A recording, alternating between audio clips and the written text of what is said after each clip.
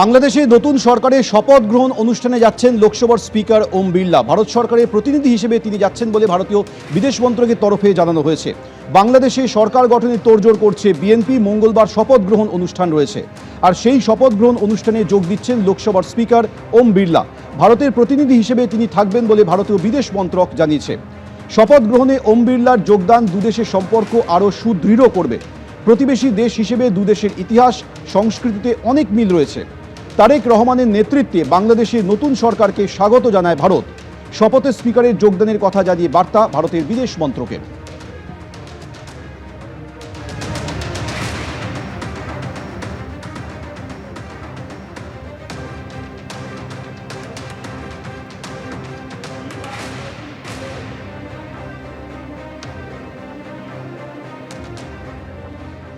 পরের খবরে আসবো।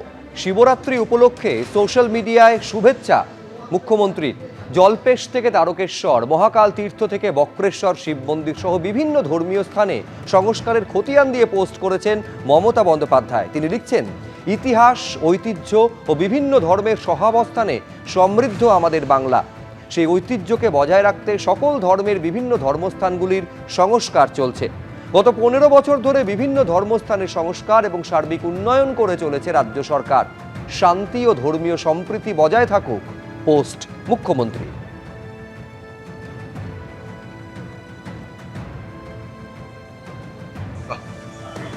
দিদি পশ্চিমবঙ্গে কত মন্দির করেছেন, সেই মন্দিরের হিসাব দিলেন, ভালো লাগলো। খুশি হতাম যদি আপনার আমলে বাংলায় কতগুলো শিল্প স্থাপন হয়েছে তার হিসাবটা দিতেন। বাংলার বেকার যুবকরা আরো খুশি হত। বাংলার মানুষ আপনার সরকারের যোগ্যতা মাপ করতে পারত যদি আপনি পশ্চিমবঙ্গে আপনার আমলে কতগুলো শিল্প বন্ধ হয়ে গেছে, কতগুলো শিল্প বাংলা থেকে চলে গেছে তার যদি তথ্য দিতেন। বাংলার মানুষ কিন্তু আপনার কর্মের তৎপরতা সম্পর্কে ওয়াকিবহাল হত।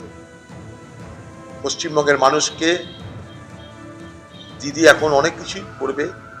এর আগে চণ্ডীপাঠ করেছে, কখনো হিজাব করেছে, তবে এবার দিদি দেখছি আর মুসলমানদের জন্য ভাবনা চিন্তাটা একদমই কমিয়ে দিয়েছে। দুধেল গাইদের জন্য দিদির আর ভাবনা চিন্তা নাই। মমতা বন্দ্যোপাধ্যায় যত ভোট আসবে তত এরকম নিজেকে হিন্দু প্রমাণ করার, হিন্দু সাজার অনেক চেষ্টা করবেন। কিন্তু উনি শিলিগুড়িতে মহাকাল মন্দির স্থাপন করতে গিয়ে ওনার কাল হয়ে গেছে। অতএব বাবা মহাকাল ওনাকে কালই দেবে। রাজনৈতিক কালের প্রাপ্তির সময় ওনার হয়ে গেছে। যতই চেষ্টা করুন মলম আর লাগানো যাবে না। মলম লাগানোর জায়গা নেই, ক্ষত এত বড় হয়ে গেছে না, ও আর ক্যান্সার হয়ে গেছে ওই ক্ষত। এবার বাংলার মানুষ বুঝে গেছে যে এই ছদ্মবেশী হিন্দুদের উপর যদি ভরসা করি আগামী দিনে একটা শিব মন্দিরও থাকবে না। এদিকে ভোটের ফল প্রকাশের পরেও বাংলাদেশে অশান্তি অব্যাহত। নারায়ণগঞ্জে বিএনপির পার্টি অফিসে আগুন ধরিয়ে দেওয়া হলো। গভীর রাতে বিএনপির পার্টি অফিসে ভাঙচুর চালিয়ে আগুন ধরিয়ে দেওয়া হয়। 2 সন্দেহভাজনের খোঁজে তল্লাশি চালাচ্ছে পুলিশ। ভোট মিটেছে, ফল বেরিয়েছে, কিন্তু অশান্তি অব্যাহত বাংলাদেশে। নারায়ণগঞ্জে বিএনপির পার্টি অফিসে আগুন ধরিয়ে দেওয়া হলো। গভীর রাতে বিএনপির পার্টি অফিসে ভাঙচুর চলল, আগুন ধরিয়ে দেওয়া হলো। এই ঘটনায় 2 সন্দেহভাজনের খোঁজ চালাচ্ছে পুলিশ।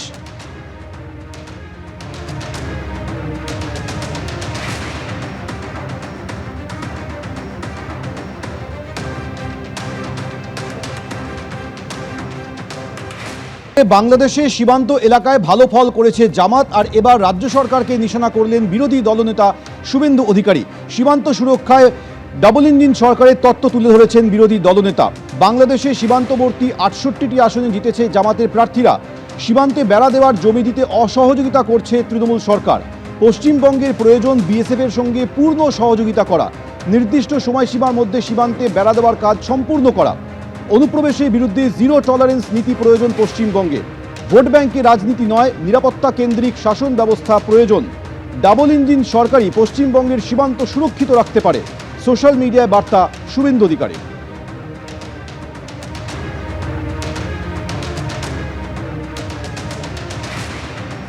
তৃণমূল মুখপাত্র অরূপ চক্রবর্তী এই মুহূর্তে আমাদের সঙ্গে রয়েছেন। অরূপবাবু, শুভেন্দু অধিকারী তিনি দাবি করছেন যে ডাবল ইঞ্জিন সরকারই পারে একমাত্র সীমান্তে সুরক্ষা দিতে। সম্প্রতি বাংলাদেশ সীমান্তে জামাত ভালো ফল করেছে, তারপর রাজ্যকে নিশানা করে তিনি বলছেন যে রাজ্য সম্পূর্ণরূপে অসহযোগিতা করছে কাঁটাতার দেওয়ার জন্য। ডাবল ইঞ্জিনের সুরক্ষা তো আমরা কদিন আগে দিল্লিতে দেখলাম মহাবিস্ফোরণের সময়। তারপর ধরুন জম্মু কাশ্মীরে পুলিশও তো ডাবল ইঞ্জিনের পুলিশ। পেহেলগ্রামে ঢুকে 100 কিলোমিটার পথ উঠিয়েছে, জঙ্গিরা মানুষ খুন করে চলে যাচ্ছে। ডাবল ইঞ্জিনের সুরক্ষা ভারতবর্ষের মানুষ রোজ দেখছে। কিন্তু প্রশ্ন হচ্ছে বাংলাদেশের নির্বাচনে যদি তৃণমূল কংগ্রেস ঠিক করে দিতে পারে জামাতের শক্তি বৃদ্ধি হয়েছে ইত্যাদি প্রভৃতি, তাহলে ভারতবর্ষে বিদেশমন্ত্রী পদটাই তো রাখা উচিত না।